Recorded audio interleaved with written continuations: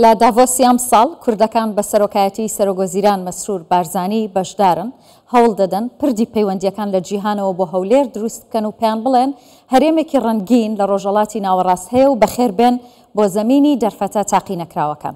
ئەمە چۆن و بە چ شێوازێک دەبێت لەگەڵ میوانەکەم گفتوگۆ دەکەم. دکتۆر محەممەد شکری سەرۆکی دەستەی وەبەرهێنانی حکوومەتی هەرێمی کوردستان. دکتۆر زۆر سپاس بۆ ئامادەبوونێت کە لە داڤۆس لەگەڵمانی. سەرەتا باسی چاکوردیەکەی ماڵی کوردستانم بۆ بکە. کە میوانتان دێت چای شیرینیانە دەنیان دیشلەما و خۆت خواردوتەوە یا بەس بۆ میوانەکانە؟ سپاسان دەکەم. تەبان سڵاو ڕێزم بوو جەنابتۆ بۆ بینەرانی کوردستان 24. بە دڵنیای ماڵی کوردستان ماڵی هەمووانە، هەر کەس لە وەبەرهێنەران لە بیانی و لە خۆمانی دەتوانێت بێتە ماڵی کوردستان. ئێمە چیان دەدەینێ شەکری لەگەڵا دیشلەمەیە.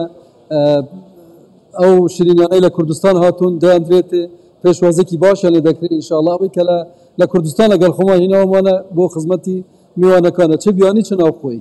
نوۆشی گیانتان بێ. زۆر باشە دکتۆر، پێم بڵێ ئەجەندای ئەم ساڵی سەرۆکوەزیران بۆ داڤۆس چییە و تۆپ فۆکەسی سەرمێزی دیدارەکانتان چی دەبێت؟ طبعا لێرە جەنابی سەرۆکوەزیران بە سەرۆکاتی وەفدێک لێرەیە و وەفدێکی تایبەتیش لە ماڵی کوردستان بە هاوبەشی لە نیوان مەکتەبی سەرۆکوەزیران و OIC و دەستەی وەبەرهێنان زائیدەن ژمارەك لە وەبەرهێنەرانی هەرێمی کوردستان لە زۆربەی هەر سێکتەرەکان ئامادەن و بەشە زۆریان ئەوانن کە سەرێکی ترین وەبەرهێنەرانی هەرێمی کوردستانن.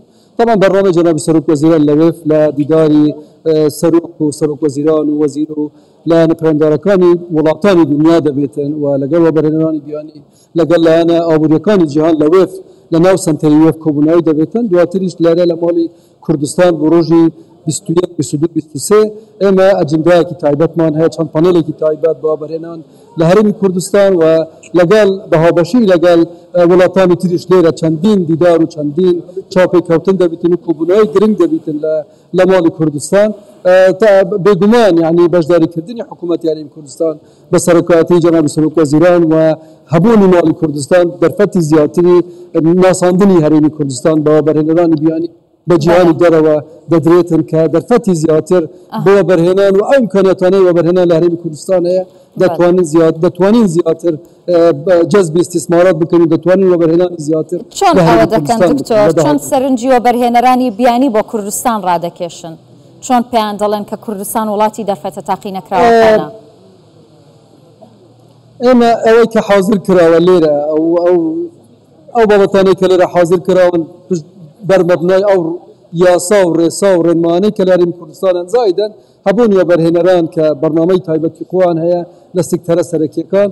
هەرێمی کوردستان هەرێمێکی واعدە بۆ وەبەرهێنان لە داهاتوودا لە هەموو سێکتەرەکان بە تایبەتی کە وەکو باسم کرد سەرەکی ترین وەبەرهێنەران لە هەرێمی کوردستان چ لە سێکتەری پیشەسازی بی، چ لە سێکتەری کشت و کاڵ بی، چ لە سێکتەری گەشت و گوزار بی، پەروەردە و خێدنی باڵا لەگەڵ ئێمن دەتوانرێ شەراکات اقتصادی لەگەڵ وەبەرهێنەرانی بیانی دروست بکرێتن لەو سێکتەرانە و چاوەڕێی ئەوەین کە بتوانین لە ڕێگەی وەبەرهێنەرانمان لە ڕێگەی ئیمکاناتی حکوومەتی هەرێمی کوردستانەوە جەزبی زیاتری وەبەرهێنەران بتوان بڵێن کە هەرێمی کوردستان هەرێمێکە دەتوانێت ببێتە ناوچەیەکی گەشە سەندوو لە داهاتووداوە ئیمکانیاتی ئیستیسماری باشی هەیە و دەرفەتی ئیستیسماری باشی هەیە و یاسای ئێمە ڕێساکانی ئێمە یارمەتی دەرن بۆ خەڵکی ئەژنەبی بێن لە هەرێمی کوردستان کار بکەن.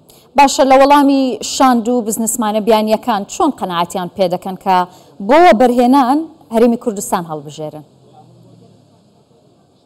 طبعا ئێمە هەرێمی کوردستان ئێستا تقریبا 170 وەبەرهێنانی بیانی تێدایە و ژمارەیەکی زۆر لە شەریکاتی بیانی گەورە شەریکن لە هەرێمی کوردستان، نمونە زۆرن لە سێکتەرە جیاوازەکان و ئێمە طبعا کە جەنابی سەرۆکوەزیران لێرەیە حزوری هەیە لەوێ وەبەرهێنەرانمان لێرەن، خۆشمان لێرەین بۆ ئەوەی هاتوین کە پێیان بڵێن هەرێمی کوردستان هەرێمێکی سکوێرە، ئاسایش سەقامگیرە لە ڕووی پۆتێنشیاڵی با بڵێن ئیمکانیاتی وەبەرهێنان و لە هەموو سێکتەرەکان ئیمکاناتی زۆر باش هەیە لە ڕووی ئاسانکاریەوە دەتوانین لە داهاتوو ئاسانکاری زیاتر بکەین. ئینشاڵڵا بتوانین ئەو جیاوازەی کە هەرێمی کوردستان هەیە لەگەڵ پارچەکانی تری عێراق و لەگەڵ ناوچەی دەوروبەری خۆمان پێشانی خەڵک بدەین تا بتوانین وەبەرهێنەران ڕاکێشین بۆ هەرێمی کوردستان. دکتۆر، زیاتر سەرنجتان لەسەر چ سێکتەرێکە لە بواری وەبەرهێنان کە دەتانەوێت وەبەرهێنەرانی بیانی ڕابکێشنە هەرێمی کوردستان بۆی؟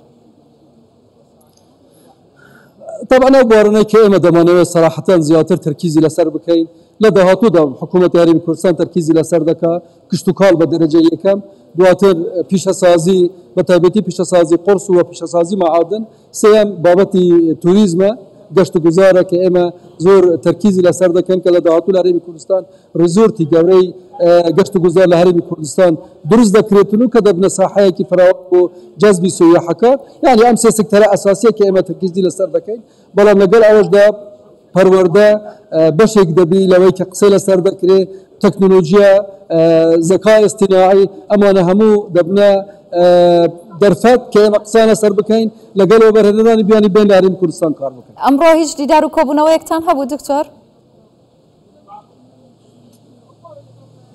ئەلۆ بەڵێ گوتم ئەمڕۆ هیچ دیدار و کۆبوونەوەیەکتان هەبوو؟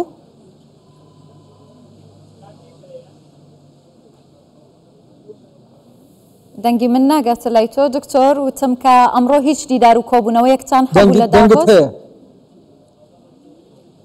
ئەمڕۆ ئێستا دەمێک پاشکەمێکی تر ماڵی کوردستان بە ڕسمی جەنابی سەرۆک وەزیران دەیکاتەوە بە حەزۆری وەبەرهێنەران چەند میلیۆنێکی تریش لەم ڕۆوە دەست بە ئەجندا و بەرنامەکانمان دەکەین بەڵام ئەجندەی کۆبوونەوەکانمان سبەی بەیانی زوو دەست پێ دەکات تا ئینشاڵڵا کۆتایی هاتنی کۆربەندەکە لە 24 ئەم مانگە لە چەند ڕۆژێکی داهات. دەستان خۆش ئەمڕۆ دەستکردنەوەیە ناساندنە دواتر ئینشاڵڵا بەرنامە و ئەجندە لە بەیانی زوو دەست پێ دەکرێت. دەستان خۆش دکتۆر محەممەد شکری سەرۆکی دەستەی وەبەرهێنانی حکوومەتی هەرێمی کوردستان زۆر سپاس لە داڤۆس لەگەڵم بوویت.